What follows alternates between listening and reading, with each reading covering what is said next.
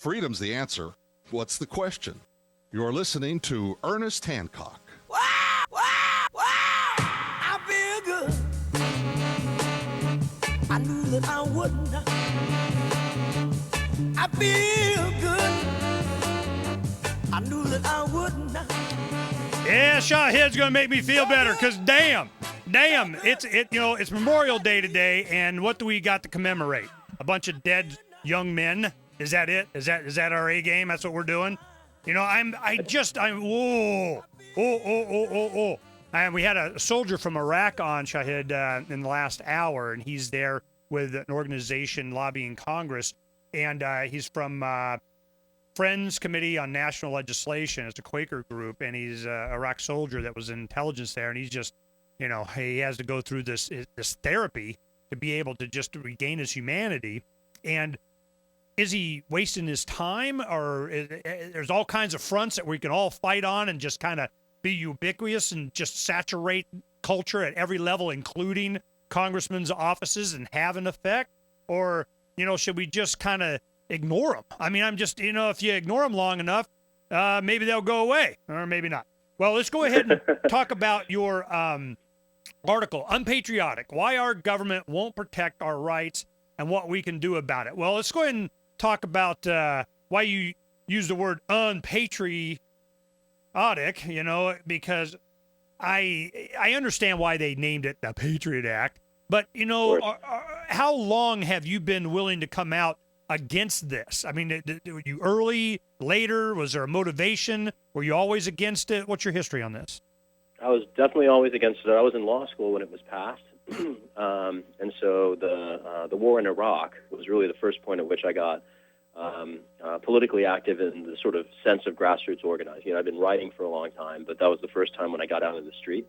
And I think it really gets to this question of what is patriotic, especially, today, Memorial Day, I think is time to ask this question: have we all been duped? And I do think that the last 10 years, service members in particular have been bearing costs, sold the idea of defending freedom, when in fact what we're really advancing are the interests of corporations. And it's gone from sacrificing the lives of service members to serve corporate interests to sacrificing the rights of hundreds of millions of Americans for corporate interests. And whether it's a military-industrial complex that pushes an aggressive foreign policy, or an intelligence-industrial complex that pushes increasingly invasive surveillance policies, it's really the same dynamic. And I think it is baldly unpatriotic. I think it betrays the trust of the American people and the service members who put their lives on the line to defend our freedom, when it's being co-opted from within by the very leaders that we elect, who swear empty oaths to protect our rights. They're there to,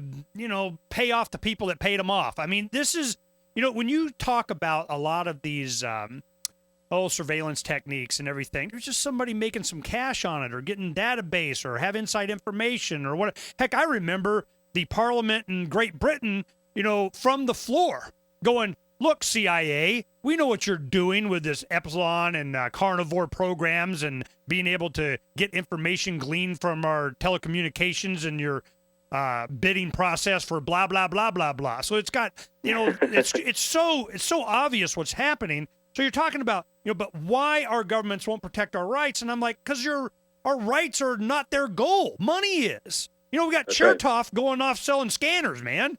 So I just, a dog would be better. So I just, all right. So you're right. You're right on all those pieces. I think ultimately it falls to us, we the people, to raise our voices and force accountability from the office holders and the institutions. All right, there you that said rely it. on us for their legitimacy. No, you said it. You said force their accountability. So, I mean, voices do that. I mean, I'm not advocating going around laying waste to anything, because they want you to get violent. They want you to do something that it just justifies their existence more. So I'm just like, let me put it this way, Shahid. This is one thing that there was we have a magazine that's coming out. One of the articles he put in there, he goes, when the slaves go to their slave master and beg for more freedom, even if he was to give you a little bit more or something like that, the slave master knows that he's still your master because you're asking him for more freedom. Just by asking them. So I'm going, all right. And then you go, and what can we do about it? Well, give me the what we can do about it, man. I'm all ears. I think the key is for us to regard our office holders not as people that we're supplicating to and not people who we're asking things from, but for us to reach out across the different groups that share the same concerns about constitutional rights and then collectively demand, either from office holders or the people who would run for office to replace them, fidelity to these values. When I use the word force, I mean to say, at the polls, with the pen, and with the microphone.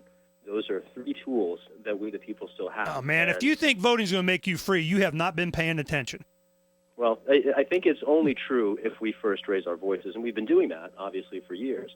But one of the things that I do think is striking is the ways in which the different communities that share interests in constitutional rights haven't necessarily been supporting one another, right? I mean, I sort of feel like we're running in somewhat separate directions where you've got, the anti-war community is chasing the FBI because the FBI has been raiding peace activists, right? And the Patriot Act kind of fell off the radar screen. You've got libertarians, I think, appropriately raising increasing concerns around the government's use of those online social networking tools you were talking about, or the body scanners.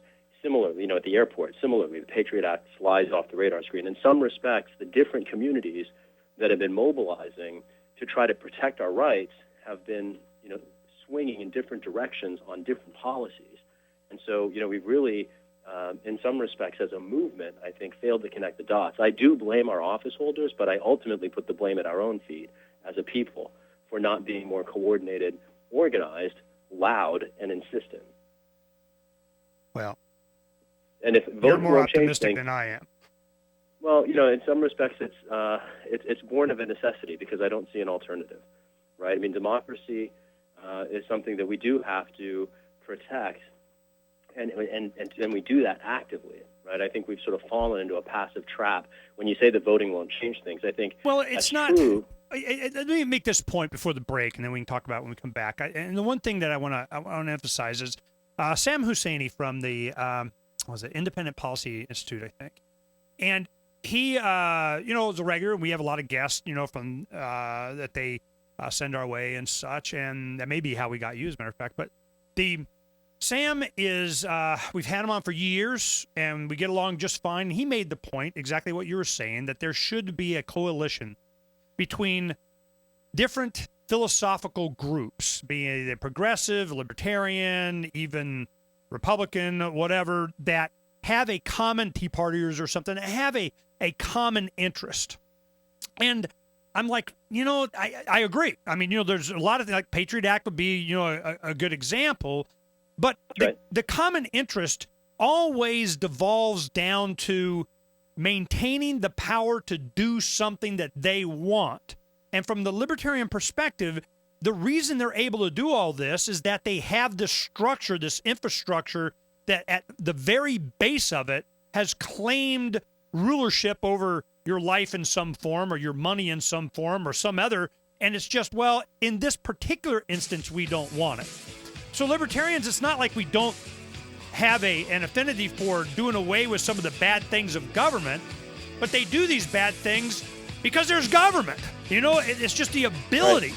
So when we come back, we'll talk about this more, because I find this Patriot Act will get definitely more into this, but it's just a symptom of a much, much larger problem. We'll be right back with our new friend, Shahid Buttar, in just a little bit.